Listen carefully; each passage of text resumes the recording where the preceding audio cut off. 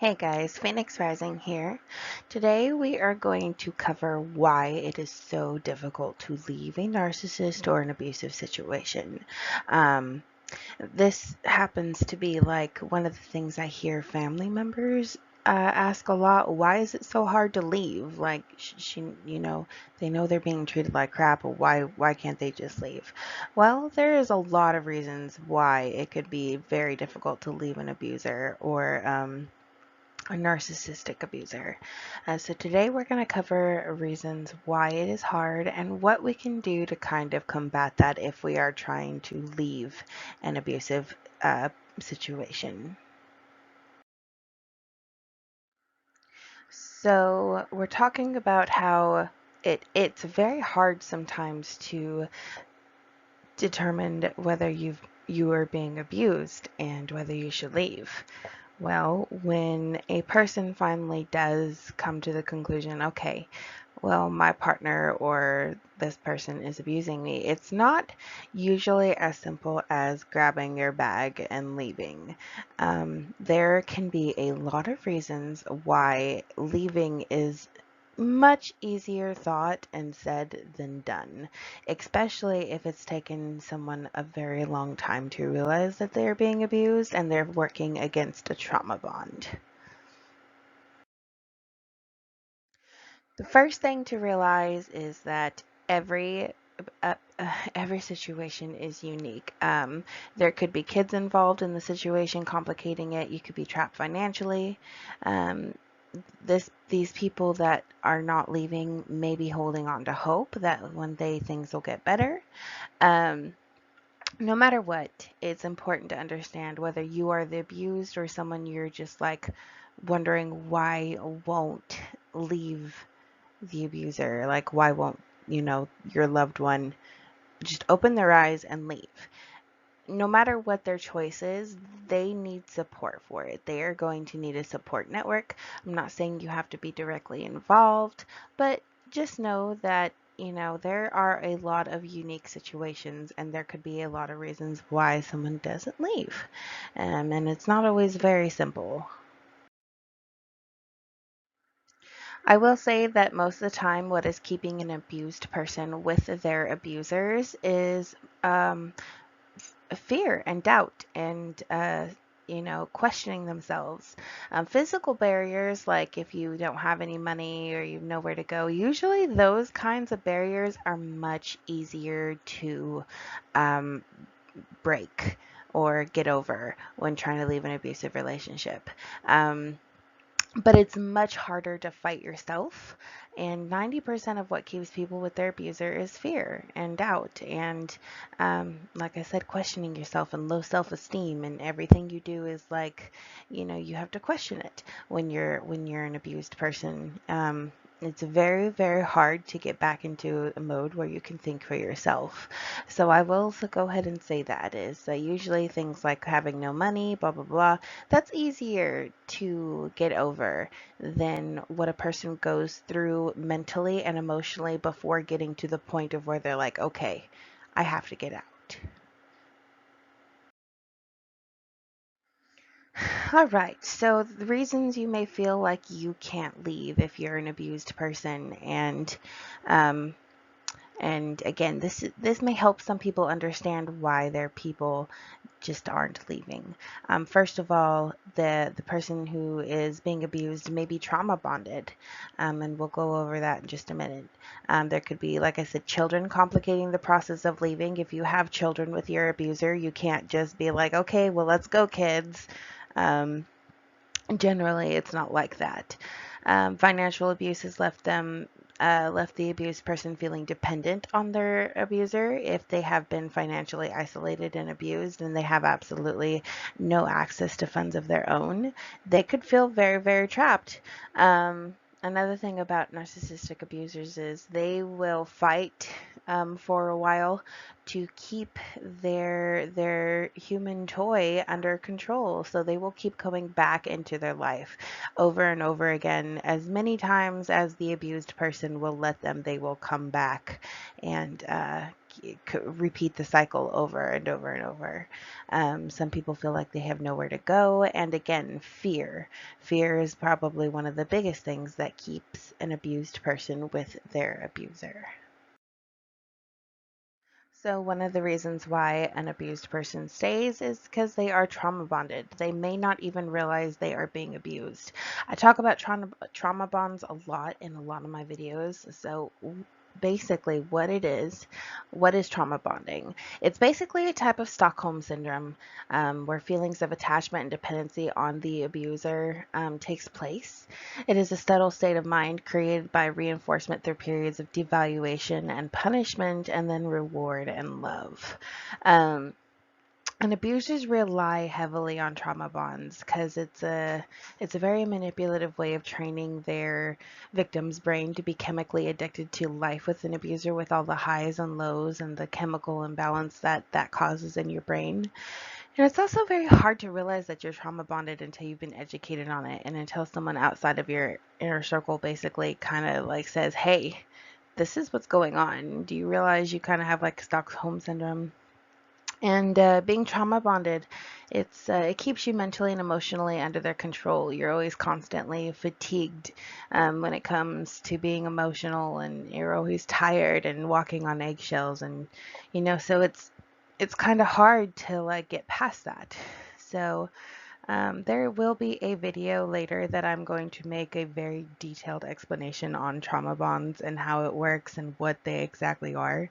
Um, but if you are trauma bonded, or if a person is trauma bonded, just know that it's probably been, um, they probably don't even realize they're trauma bonded or being abused. So it's very difficult to break that trauma bond. So, say you've come to the realization that you are fighting a trauma bond. You are basically, you're having Stockholm syndrome towards your abuser. You love your abuser. You have a deep feeling of need for them and stuff. But it's not good for you, and you want to come down. When it comes down to it, you need to get out. So there are some important things that you should tell yourself if you are trauma bonded. You need to remember that you cannot fix, heal, or help your abuser, especially if they are narcissists. Also, let me remind you, it is not your job to fix or heal or help your abuser. You are not the only person who can help them. The only person who can help them is actually themselves. You cannot help those who don't help yourself. And if you are being abused by this person, or if they are narcissistic, generally they are the only ones who can help them. It is not your job, and you can't do it. You are worth more than you are getting. You're not worthless, and it is not your fault that you are being abused. You are not the problem. So these are things that you need to remind yourself. Important facts to remember: you cannot win against an abuser, especially a narcissist. They will never compromise or improve their behavior. They don't see the issue with their behavior, and basically, you need to try to remember, as cold as this sounds, you are a means to an end to them. Abusive people have a genuinely hard time caring about anyone but themselves, especially narcissistic people. Helpful things to do to fight the trauma bond.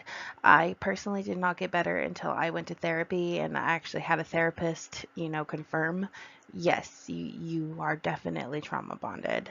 Um, it is extremely helpful to have someone outside of your inner circle, especially like a professional, like a therapist, help you realize and understand how deep your trauma bond runs. Another helpful thing to do once you leave: stay firm. They will call. They'll show up out of the blue. They may show up at your work. They may, just end up at your doorstep. Don't answer it. Stay gone. Go absolutely no contact. Change your phone number. Get a restraining order if you have to. Go to any means necessary to try and make sure that this person cannot come back into your life, because they will. And 9 times out of 10, people who are trauma bonded will go back to their abuser at least 3 times. They will leave them and then go back at least 3 times before they actually get gone for good. Oftentimes, when you're speaking to an abused person and you're saying, "Why can't you leave?" A lot of times they'll say they're not able to because they're strapped for cash. They have absolutely no money, and they have nowhere to go. They, they've burned all their bridges with people who may have supported them, or they have absolutely no money because their abuser made sure that they didn't have access to money. Um, Financial abuse and social isolation from your friends and family are key fundamentals for an abusive person to keep their victim under control. Um, and so a lot of times when I hear an abused person say, "Oh, yeah, well, I can't leave. I've got money issues." Um, Money can always be made. There's always a way to make money in secret if you have to.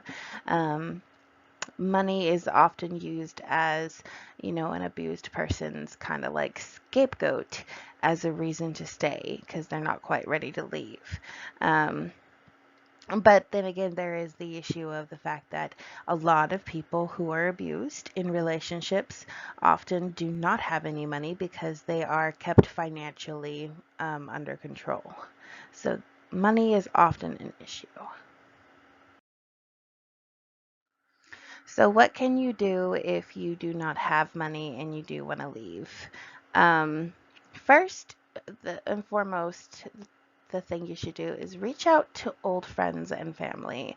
Even even if you don't talk to them anymore, reach out to people that you trust, and tell them what's going on and ask for support. Chances are you're probably not as alone as you think you are. That's just what your abuser wants you to think. They want you to feel alone, so that you don't have the courage to try to reach out for help and support. But do it anyway. And you will probably be surprised about how many people are still in your corner. If you are financially broke, and financially, strapped, make a financial plan. It doesn't actually take as much money as you think to get out of a situation.